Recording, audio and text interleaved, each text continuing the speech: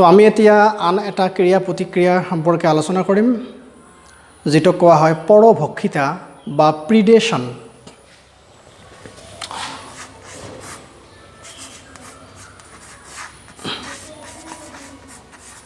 পৰভক্ষিতা বা প্ৰিডেশ্যন।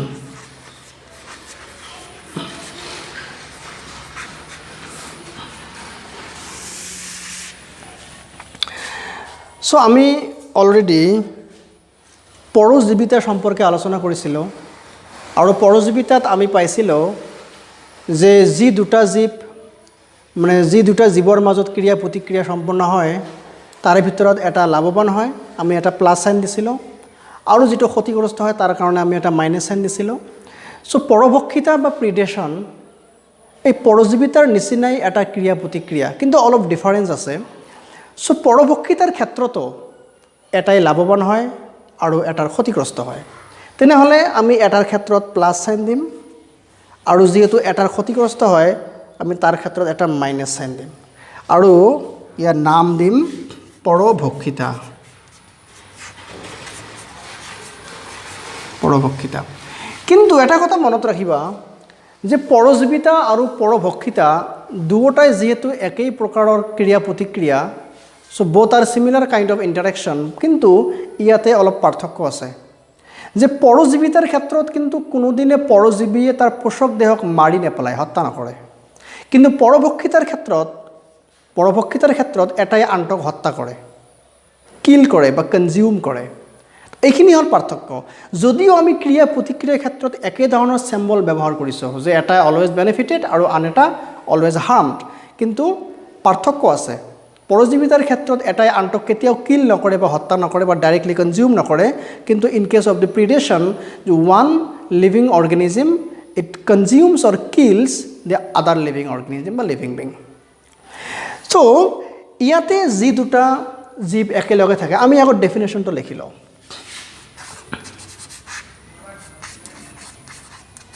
যি ক্ৰিয়া প্ৰতিক্ৰিয়াত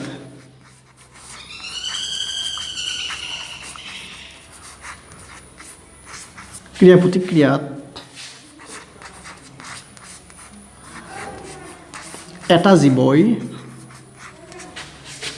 আনটোক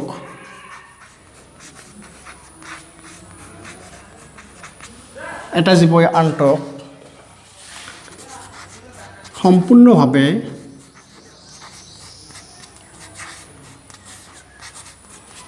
হত্যা কৰি ভক্ষণ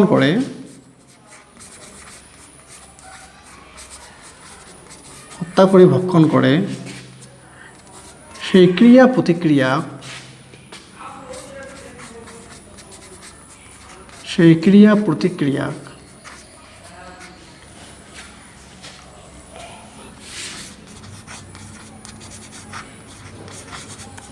প্ৰতিক্ৰিয়াক পৰভক্ষিতা বুলি কোৱা হয়।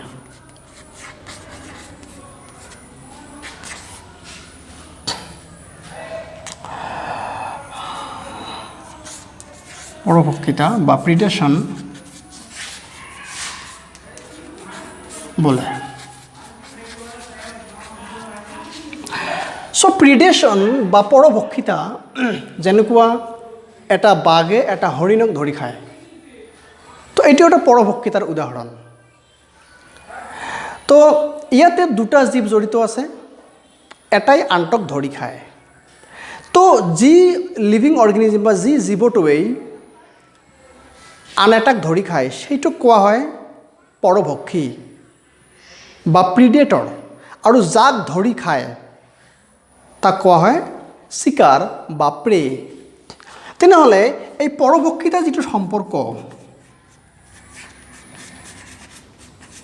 এই পৰভক্ষিতাৰ সম্পৰ্কত যি দুটা জীৱ একেলগে থাকে তাৰে এটা হ'ল পৰভক্ষী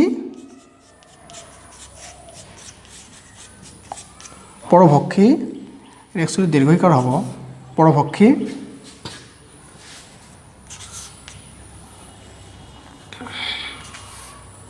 আৰু আন এটা হ'ল পৰভক্ষী কোৱা হয় প্ৰিডেটৰ, আৰু যাক ধৰি খায় সাপোজ হৰিণক ধৰি খায় তেনেহ'লে এই হৰিণটো হ'ব এটা চিকাৰ বা প্ৰে চিকাৰ ইংলিছত কোৱা হয় প্ৰে তেনেহ'লে পৰভক্ষিতা যিটো সম্পৰ্ক আছে এই পৰভক্ষিতাৰ সম্পৰ্কত যি দুটা জীৱ জড়িত থাকে তাৰে এটা কোৱা হয় পৰভক্ষী বা প্ৰিডেটৰ আৰু আন এটা কোৱা হয় যাক ধৰি খায় তাক কোৱা হয় চিকাৰ বা প্ৰে তো ইয়াতে দেখা পৰভক্ষী তো অলৱেজ এই লাভৱান হয় হি অলৱেজ বেনিফিটেড আৰু যিটো চিকাৰ আছে তাৰ ক্ষতি হয় কাৰণ তাক তো সম্পূৰ্ণৰূপে হত্যা কৰে আৰু তাক সম্পূৰ্ণৰূপে ভক্ষণ কৰে তো এতিয়া এই পৰভক্ষিতাৰ যিটো সম্পৰ্ক এতিয়া পৰভক্ষীয়ে এনেকুৱা কিয় কৰে বা আমাৰ এটা পৰিৱেশ তন্ত্ৰত বা এটা পৰিৱেশত এই পৰভক্ষিতাৰ গুৰুত্ব কেনেকুৱা বা এটা পৰিৱেশ তন্ত্ৰত পৰভক্ষিতাই কেনেকৈ সহায় কৰে আমি এই সম্পৰ্কে অলপ আলোচনা কৰিম সো পৰভক্ষিতা এনেকুৱা এটা সম্পৰ্ক বা এটা ক্ৰিয়া প্ৰতিক্ৰিয়া য'ত এটাই আনটোক সম্পূৰ্ণৰূপে হত্যা কৰি ভক্ষণ কৰে এটাই অলৱেজ লাভৱান হয় আৰু আন এটাই অলৱেজ ক্ষতিগ্ৰস্ত হয় তো ইয়াতে প্ৰিডেটৰ বা পৰভক্ষীয়ে এই প্ৰিডেটৰ বা পৰভক্ষীয়ে সাধাৰণতে দুটা কাম কৰে খুব গুৰুত্বপূৰ্ণ কাম কৰে ই যদিও আন এটা জীৱক হত্যা কৰি খাই আছে কিন্তু তথাপিও পৰিৱেশ তন্ত্ৰত ইহঁতে কিছুমান বেলেঞ্চ মেইনটেইন কৰি আছে কেনেকুৱা ধৰণৰ বেলেঞ্চ ইয়াতে চোৱা এই নাম্বাৰ 1 যে যিকোনো এটি পৰিৱেশ তন্ত্ৰত এটি পৰিৱেশত বা এটি বাসস্থানত আমি জানো 3 ধৰণৰ জীৱ থাকে এটা হ'ল উৎপাদক আৰু এটা হ'ল উপভোক্তা কনজিউমাৰ আৰু এটা হ'ল বিয়োজক বা ডিকম্পোজাৰ তো উৎপাদকে তো খাদ্য প্ৰস্তুত কৰে অৰ্থাৎ ইহঁতে সৌৰশক্তি গ্ৰহণ কৰি ইহঁতে ৰাসায়নিক শক্তিলৈ ৰূপান্তৰিত কৰে কাৰ্বহাইড্ৰেট আৰু এই এনাৰ্জিখিনি এজনৰ দেহৰ পৰা আন এজনৰ দেহত মানে প্ৰবাহিত হয় ট্ৰান্সফাৰ হয় তো পৰভক্ষীয়ে অৰ্থাৎ প্ৰিডেটৰে যেনেকুৱা ধৰা বাঘ এই যে হৰিণক খালে তো হৰিণৰ দেহৰ পৰা ই কিন্তু এনাৰ্জি পালে অৰ্থাৎ ইকোচিষ্টেমৰ যিটো ৰুলছ যে এনাৰ্জি অলৱেজ এটা স্তৰৰ জীৱৰ পৰা আন এটা স্তৰৰ জীৱলৈ মানে ট্ৰান্সফাৰ হ'ব লাগে এইখিনি এটা কাম কৰিলে দ্যাট মিন্স এই এনাৰ্জিখিনি ট্ৰান্সফাৰ কৰিলে বা শক্তিৰ এটা প্ৰবাহ জাৰি ৰাখিলে তেনেহ'লে ইকোচিষ্টেমত ই যিটো প্ৰধান কাম কৰে শক্তিৰ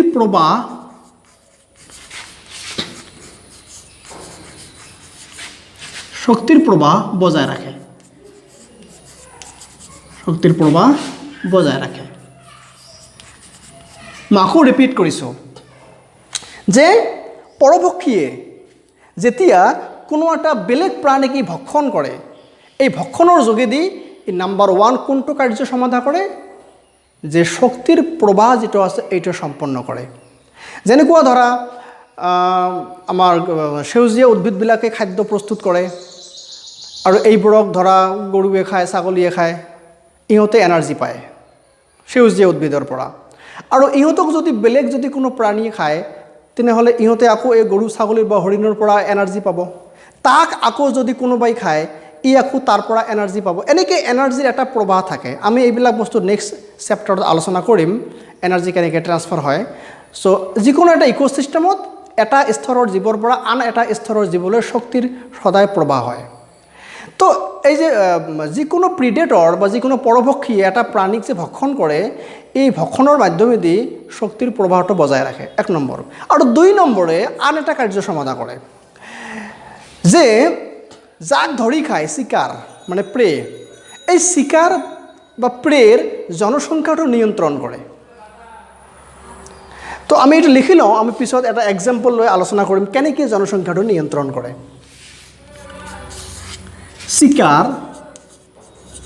চিকাৰৰ বা প্ৰেৰ জনসংখ্যা নিয়ন্ত্ৰণ কৰে জনসংখ্যা নিয়ন্ত্ৰণ কৰে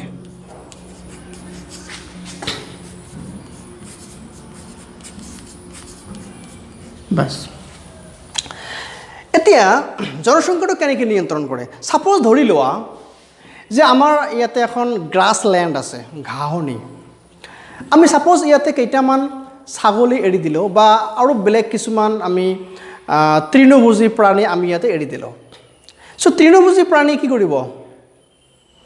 ইহঁতে যিহেতু তৃণভোজী প্ৰাণী, তৃণ খাই খাই খাই খাই একদম পূৰা ইক'চিষ্টেম বা পূৰা পৰিৱেশ তন্ত্ৰ এদিন ধ্বংস কৰি দিব, নিশ্চয় দিব। তো আমি তেনেহ'লে কি কৰিম? যে এই তৃণভোজী প্ৰাণীৰ জনসংখ্যা যাতে আনলিমিটেডভাৱে বাঢ়ি নাযায় তাৰ এটা ব্যৱস্থা গ্ৰহণ কৰিব লাগিব। আমি যেতিয়া কি ব্যৱস্থা গ্ৰহণ কৰিম? যে এই ইক'চিষ্টেমত আমি কিছুমান পৰভক্ষী বা প্ৰিডেটৰ প্ৰাণী আমি এৰি দিম। ছাপ'জ আমি বাঘ এৰি দিলোঁ, তেনেহ'লে বাঘে কি কৰিব?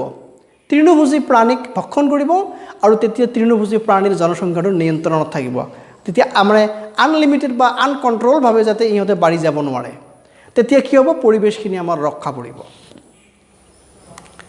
চ' পৰভক্ষিতা যিটো আছে, পৰভক্ষিতাই আমি যদিও দেখা পাওঁ যে এটা জীৱই আন এটা জীৱৰ ক্ষতি কৰি আছে, কিন্তু ই ইনডাইৰেক্টলি কিন্তু আমাৰ ইক'চিষ্টেমখিনি বজাই ৰাখি আছে বা ইক'চিষ্টেমৰ যিটো বেলেঞ্চ, এই বেলেঞ্চ কিন্তু মেইনটেইন কৰি আছে। চ' তো প্ৰিডেটৰে দুটা কাম মানে সম্পাদন কৰে। এটা হ'ল যে শক্তিৰ প্ৰবাহ এটা স্তৰৰ জীৱৰ পৰা আন এটা স্তৰৰ জীৱলৈ শক্তিৰ যে প্ৰবাহ হ'ব লাগে এইখিনি বজাই ৰাখে। আৰু 2 নম্বৰে চিকাৰ বা প্ৰে যিটো আছে, যাক ভক্ষণ কৰে, এই প্ৰাণীবোৰ মানে ইয়াৰ যিটো জনসংখ্যা যাতে মানে আনলিমিটেডভাৱে যাতে বাঢ়ি যাব নোৱাৰে এইটো চেক কৰে। ই চেকছ দি পপুলেশ্যন অফ দি প্ৰে, চিকাৰৰ জনসংখ্যা নিয়ন্ত্ৰণ কৰে। তো যেনেকুৱা এটা এক্সাম্পল মই কৈ আছোঁ তোমাক। ফৰ এক্সাম্পল, যে অষ্ট্ৰেলিয়ান চৰকাৰে এবাৰ এটা কেকটাছ মানে বেলেগ ঠাইৰ পৰা আনিছিল, আৰু এই কেকটাছটোৰ নাম আছিল, এইটো আনিছিল 1920 চনত। এই কেকটাছৰ নাম আছিল প্ৰিকলি পিয়াৰ কেকটাছ। প্ৰিকলি পিয়াৰ কেকটাছ। চ' প্ৰিকলি পিয়াৰ কেকটাছ 1920 চনত, 1920 চনত যেতিয়া অষ্ট্ৰেলিয়ান চৰকাৰে অষ্ট্ৰেলিয়াত লৈ আহিছিল, এইটো এক্সোটিক মানে বাহিৰৰ পৰা অনা। তো ই আনলিমিটেডভাৱে বাঢ়ি আছে, কাৰণ ইয়াক মানে এই প্ৰিকলি পিয়াৰ কেকটাছৰ যিটো জনসংখ্যা বা পপুলেশ্যন, ইয়াক কণ্ট্ৰল কৰাৰ বাবে বেলেগ কোনো ধৰণৰ প্ৰিডেটৰ তাতে নাছিল, পৰভক্ষী তাতে নাছিল। গতিকে ই আনলিমিটেডভাৱে বাঢ়িয়ে থাকিব। তাৰপিছত কি কৰিলে? এই প্ৰিকলি পিয়াৰ কেকটাছৰ যাতে জনসংখ্যা নিয়ন্ত্ৰণত থাকে তাৰ কাৰণে এটা বুদ্ধি কৰা হ'ল। কি বুদ্ধি? যে এবিধ মথ বা পখিলা, যি পখিলাবোৰে খাদ্য হিচাপে অনলি এই প্ৰিকলি পিয়াৰ কেকটাছক খায়, এনেকুৱা এটা পখিলা তাতে এৰি দিলে। এই পখিলাটোৰ নাম আছিল কেক্টোব্লাষ্টিছ কেক্টোৰাম।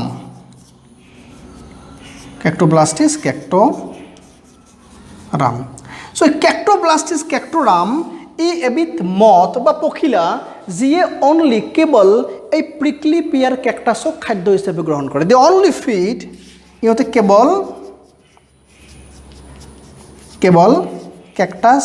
কেকটাছক খাদ্য হিচাপে গ্ৰহণ কৰে।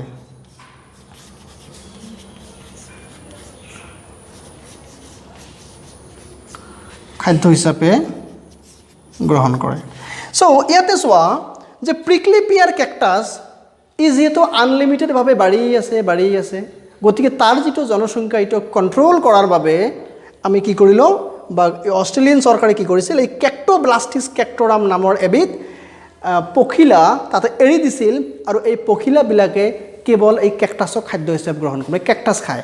তো আল্টিমেটলি কি হ'ব? কেকটাছৰ জনসংখ্যাটো অলপ কমি আহিব, মানে কণ্ট্ৰলত থাকিব। কিন্তু ইয়াতে এটা সমস্যা, এতিয়া ছাপ'জ ধৰি লোৱা যে পৰভক্ষীয়ে এতিয়াতো চিকাৰ বা প্ৰেকটো ধৰি খাবই। এতিয়া ছাপ'জ আমি কি কৰিলোঁ যে কোনো এখন ঠাইত বা ছাগলী আছে, হৰিণ আছে বা বাকী আন কিছুমান তৃণভোজী প্ৰাণী আছে, তাত আমি বাঘ এৰি দিছোঁ। তো আমি বাঘক এৰি দিছোঁ এইকাৰণে যে যাতে তাতে বাকী তৃণভোজী প্ৰাণীবোৰৰ যাতে পপুলেশ্যনটো কণ্ট্ৰল থাকে, জনসংখ্যা যাতে নিয়ন্ত্ৰণত থাকে। কিন্তু এনেকুৱাওতো হ'ব পাৰে যে বাঘে একদম তৃণভোজী প্ৰাণীৰ জনসংখ্যা কমাই দি মানে এটা সময়ততো পুৰা তৃণভোজী প্ৰাণী একদম নাইকিয়া কৰি দিব, হয়নে নহয়? তো এতিয়া বাঘে যাতে ছাগলীক বা হৰিণক যাতে কমপ্লিটলি যাতে একদম ডিষ্ট্ৰয় কৰিব নোৱাৰে বা বাকী যিকোনো ধৰণৰ প্ৰিডেটৰ পৰভক্ষীয়ে বেলেগ যিকোনো ধৰণৰ মানে যিকোনো প্ৰজাতিক বা প্ৰেৰ যিটো পপুলেশ্যন একেবাৰে যাতে জিৰ' কৰি দিব নোৱাৰে তাৰ কাৰণে প্ৰে বা চিকাৰবিলাকে ইহঁতে নিজে কিছুমান ব্যৱস্থা গ্ৰহণ কৰে অৰ্থাৎ ইহঁতে কিছুমান এডাপ্টেশ্যন মেকানিজম গ্ৰহণ কৰে বা অভিযোজন কৰে এডজাষ্ট কৰি লয় যাতে পৰভক্ষীয়ে বা প্ৰিডেটৰে এই প্ৰে প্ৰাণীবিলাকক বা চিকাৰবিলাকক যাতে একেবাৰে নিশেষ কৰি দিব নোৱাৰে যেনেকুৱা আমি বাঘ এৰি দিছোঁ ছাগলীৰ মাজত বাঘটো এদিন ছাগলীক খাই খাই ছাগলী শেষ কৰি পেলাব তেনেহ'লে আমি ইয়াতে পপুলেশ্যন কণ্ট্ৰল কৰিব দিছোঁ যাতে পপুলেশ্যন আনলিমিটেড বাঢ়ি নাযায় কিন্তু বাঘেতো পপুলেশ্যন জিৰ' কৰি দিব তৃণভোজী প্ৰাণীৰ সো এনেকুৱা ক্ষেত্ৰত যিবিলাক তৃণভোজী প্ৰাণী আছে ইহঁতে কিছুমান ব্যৱস্থা গ্ৰহণ কৰিব পাৰে যাতে বাঘে ইহঁতক কমপ্লিটলি জিৰ' পৰা নিশেষ কৰি দিব নোৱাৰে অৰ্থাৎ সেম এনেকুৱা ছিষ্টেমতে যিকোনো প্ৰিডেটৰে যাতে যিকোনো প্ৰেৰ যিটো পপুলেশ্যন একেবাৰে যাতে মানে জিৰ' কৰি দিব বা নীল কৰি দিব নোৱাৰে তাৰ বাবে প্ৰে প্ৰাণীবোৰে বা চিকাৰ প্ৰাণীবোৰে ইহঁতে নিজে কিছুমান ব্যৱস্থা গ্ৰহণ কৰে তো আমি এই ব্যৱস্থাবোৰক কি বুলি ক'ম এডাপ্টেশ্যন বা অভিযোজন বুলি ক'ম সো আমি এতিয়া এই অভিযোজন সম্পৰ্কে আলোচনা কৰিম সো যিকোনো লিভিং বিং এইটো এনিমেল হওক আৰু প্লাণ্টে হওক যিকোনো প্ৰিডেটৰৰ পৰা নিজকে বচাই ৰখাৰ বাবে বা নিজে আত্মৰক্ষা কৰাৰ বাবে ইহঁতে কিছুমান ব্যৱস্থা গ্ৰহণ কৰে যাক আমি কি বুলি কৈছিলোঁ এডাপ্টেশ্যন বা অভিযোজন বুলি কৈছিলোঁ তো এতিয়া আমি ফাৰ্ষ্ট আলোচনা কৰিম যে এনিমেলে যিকোনো প্ৰিডেটৰৰ হাতৰ পৰা নিজকে ৰক্ষা কৰাৰ বাবে কি কি ধৰণে ব্যৱস্থা গ্ৰহণ কৰে বা কেনেকৈ এডাপ্টেশ্যন বা ইহঁতে এডেপ্টেড হয় এনেকুৱা পৰিৱেশত ফাৰ্ষ্ট আমি আলোচনা কৰিম প্ৰাণীৰ ক্ষেত্ৰত প্ৰাণী এনিমেলছ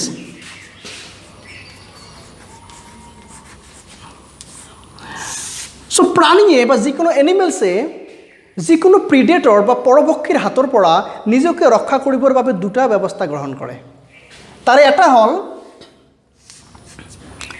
ইংলিছত কোৱা হয় মিমিক্ৰি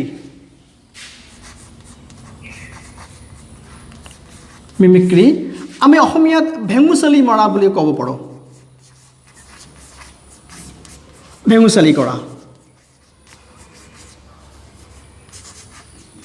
ভেঙুচালি কৰা মানে যিকোনো এটা জীৱে বেলেগ অইন এটা জীৱৰ নিচিনা এক্টিভিটিজ কৰা দুই নম্বৰে আছে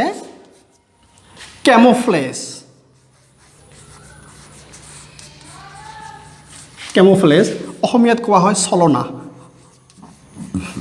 চলনা কৰা এতিয়া মিমিক্ৰি বা ভেঙুচালি কেনেকৈ কৰে বা চলনা কেনেকৈ কৰে কাক কৰে এইবিলাক প্ৰিডেটৰক কৰে প্ৰিডেটৰক চলনা কৰে বা প্ৰিডেটৰৰ লগত ভেঙুচালি কৰে যাতে প্ৰিডেটৰে ইহঁতক নাখায় যাতে ইহঁতক প্ৰিডেটৰে এৰি দি গুচি যায় তো মিমিক্ৰি বা ভেঙুচালি কেনেকৈ কৰে ছাপ'জ ধৰি ল'বা এটা সাপ আছে স্নেক ধৰা এই স্নেকটো বিষাক্ত নহয় পয়জনাছ নহয় তেনেহ'লে বেলেগ যিবিলাক প্ৰিডেটৰ আছে যিবিলাকে সাপক ধৰি খায় তো ইহঁতেতো এই অবিষাক্ত সাপকটো ইজিলি ধৰি খাব না That means the predator can easily consume or kill and consume the non-poisonous snake. এতিয়া non-poisonous snake বা অবিষাক্ত সাপে নিজকে ৰক্ষা কৰিবৰ বাবে কি ব্যৱস্থা গ্ৰহণ কৰিব তেতিয়া non-poisonous বা অবিষাক্ত যিবিলাক সাপ আছে ইহঁতে নিজকে ৰক্ষা কৰিবৰ বাবে বিষাক্ত সাপৰ নিচিনা কিছুমান এক্টিভিটিজ কৰিব বা মানে ইহঁতে এনেকুৱা কৰিব যাতে প্ৰিডেটৰে দেখি মানে এইটো ভাবে যে এইটো বোধহয় পয়জনাছ বা বিষাক্ত সাপ কিন্তু এইটো একচুৱেলি কিন্তু পয়জনাছ বা বিষাক্ত নহয় এইটো কিন্তু অবিষাক্ত সাপটোৱে সি নিজকে ৰক্ষা কৰিবৰ বাবে প্ৰিডেটৰৰ হাতৰ পৰা ৰক্ষা কৰিবৰ বাবে ই কিন্তু ভেঙুচালি কৰি আছে মিমিক্ৰি কৰি আছে কাৰ নিচিনা বিষাক্ত সাপৰ নিচিনা যাতে প্ৰিডেটৰে ভাবে বা চিন্তা কৰে যে এইটো পয়জনাছ হয় ইয়াক খোৱা নাযাব তেনেহ'লে প্ৰিডেটৰে তাক এৰি গুচি যাব যেনেকুৱা ধৰা যদি নন পয়জনাছ কিছুমান সাপ অবিষাক্ত সাপ এই কোবৰা সাপৰ নিচিনা যদি এক্টিভিটিজ কৰে এনেকুৱা হুড সৃষ্টি কৰে তেনেহ'লে প্ৰিডেটৰে কি ভাবিব যে এইটো হুড সৃষ্টি কৰিছে নিশ্চয় এইটো বোধহয় কোবৰা সাপ গতিকে তাক খাব নোৱাৰিম সি গুচি যাব তো এনেকৈ অবিষাক্ত সাপ বা নন পয়জনাছ সাপে নিজকে আত্মৰক্ষা কৰে চ' এইটো এটা মিমিক্ৰি এইটো এটা প্ৰচেছ আৰু কেমোফ্লেজটো হ'ল যে কেতিয়াবা কিছুমান ইনচেক্ট বা কিছুমান ফ্ৰগো আছে এনেকুৱা যে ইহঁতে য'ত থাকে তাৰ পৰিৱেশৰ যিটো colour, that means the colouration of the environment, তাৰ যিটো পৰিৱেশৰ যিটো কালাৰ, ইহঁতৰ এই পৰিৱেশৰ কালাৰৰ নিচিনা এই ইনচেক্টবোৰৰ কালাৰ হয়, মানে একে ধৰণৰ কালাৰ হয়। গতিকে প্ৰিডেটৰে বা পৰভক্ষীয়ে ইহঁতক গমেই নাপায় যে ক'ত ইনচেক্টবিলাক আছে। এনেকৈ ইনচেক্টবিলাকে এই পৰভক্ষীক চলনা কৰে। চ' কেমোফ্লেজ বা চলনা হ'ল যে যদি কোনো এটা এনিমেলছৰ বডিৰ কালাৰেশ্যন, বডিৰ ৰং যদি ছাৰাউণ্ডিং এনভাইৰনমেণ্টৰ যদি কালাৰৰ লগত একেই হয়, তেনেহ'লে ইয়াকে কোৱা হয় কেমোফ্লেজ। আৰু তেতিয়া কি হয়, প্ৰিডেটৰে বা পৰভক্ষীয়ে এই এনিমেলছক মানে এই প্ৰেক বিচাৰি নাপায়। চ' এনেকৈ কিছুমান এনিমেলছ, বিশেষকৈ ইনচেক্ট কিছুমান নিজকে আত্মৰক্ষা কৰে প্ৰিডেটৰৰ হাতৰ পৰা। চ' এই দুটা পদ্ধতি অৱলম্বন কৰে এনিমেলছবিলাকে যিকোনো প্ৰিডেটৰৰ হাতৰ পৰা নিজকে ৰক্ষা কৰিবৰ বাবে। আৰু কিছুমান আছে এনে ধৰা ৰান এৱে, দৌৰি পলায় বা এনেকুৱা কিছুমান। গতিকে এইবিলাক মিমিক্ৰি নহয়, এইবিলাক এনেই ধৰা নিজকে আত্মৰক্ষা কৰাৰ এটা ব্যৱস্থা, কিন্তু এডেপ্টেশ্যন হিচাপে, নিজকে এডজাষ্ট কৰা হিচাপে এই দুটা পদ্ধতি অৱলম্বন কৰে। চ' এই দুটা অকল প্ৰাণীৰ ক্ষেত্ৰত। আমি এতিয়া উদ্ভিদৰ ক্ষেত্ৰত আলোচনা কৰিম যে উদ্ভিদে কেনেকৈ প্ৰিডেটৰৰ হাতৰ পৰা নিজকে ৰক্ষা কৰে। চ' এতিয়া উদ্ভিদ, প্লান্টছ। চ' উদ্ভিদৰ ক্ষেত্ৰত প্ৰিডেটৰ কোন? উদ্ভিদৰ ক্ষেত্ৰত প্ৰিডেটৰ কোন, পৰভক্ষী কোন? কিছুমান তৃণভোজী প্ৰাণী। কাৰণ উদ্ভিদক কোনে খাব? বাঘেতো নাখায়। গতিকে কিছুমান তৃণভোজী প্ৰাণীয়ে উদ্ভিদ খাব। So' for the plants, the herbivores animals are the predator. তৃণভোজী প্ৰাণীয়ে হ'ল উদ্ভিদৰ কাৰণে পৰভক্ষী বা প্ৰিডেটৰ। চ' উদ্ভিদে কেনেকৈ মানে কি ব্যৱস্থা গ্ৰহণ কৰে এই প্ৰিডেটৰ বা তৃণভোজী প্ৰাণীৰ পৰা নিজকে আত্মৰক্ষা কৰাৰ বাবে? তাৰ ব্যৱস্থা কেইবা ধৰণৰ আছে। যেনেকুৱা ধৰা কিছুমান গছত দেখা যায় কাইট হয়, কাইট কাটা হয়। এই কাটা থকাৰ বাবে উদ্ভিদে তৃণভোজী প্ৰাণী এনেকুৱা উদ্ভিদক খাব নোৱাৰে। কিছুমান উদ্ভিদ আছে যেনেকুৱা ধৰা কেল'ট্ৰপিছ। চ' এই উদ্ভিদবিলাকে নিজৰ দেহত কিছুমান বিষাক্ত ধৰণৰ ৰাসায়নিক পদাৰ্থ তৈৰি কৰে, কিছুমান পয়জনাছ কেমিকেলছ তৈৰি কৰে। চ' এই কেমিকেলছবিলাক থকাৰ বাবে যিকোনো তৃণভোজী প্ৰাণী এইবিলাক উদ্ভিদক খাব নোৱাৰে। তেনেহ'লে 2 নম্বৰ প্ৰচেছটো হ'ল কিছুমান বিষাক্ত ৰাসায়নিক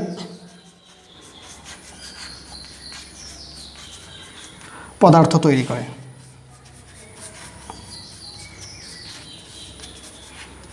তৈয়াৰ কৰে।